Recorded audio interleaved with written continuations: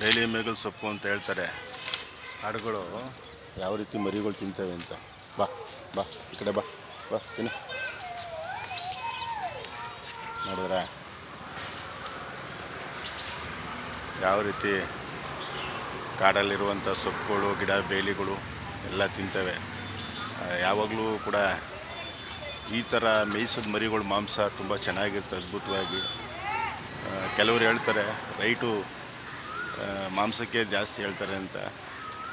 ಅದು ನಿಜ ಅಂದ್ಕೊಂಡ್ರು. ಇನ್ನೊಂದು ಕಡೆ ಮರಿಗಳಿಗೆ ಸೊಪ್ಪು ಮೇವು ತರಬೇಕಾದ್ರೆ, ತಿನ್ನಿಸ್ಬೇಕಾದ್ರೆ, ನೋಡ್ಕೋಬೇಕಾದ್ರೆ ತುಂಬ ಕಷ್ಟ ಇದೆ.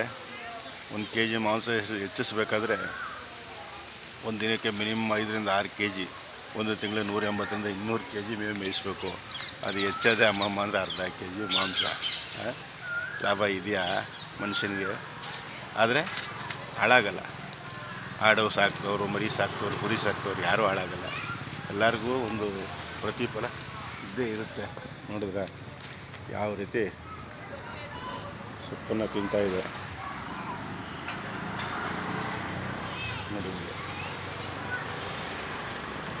ಹಸಿರು ಸೊಪ್ಪು ಇದೆ. ಎಲ್ರಿಗೂ ನಮಸ್ಕಾರ.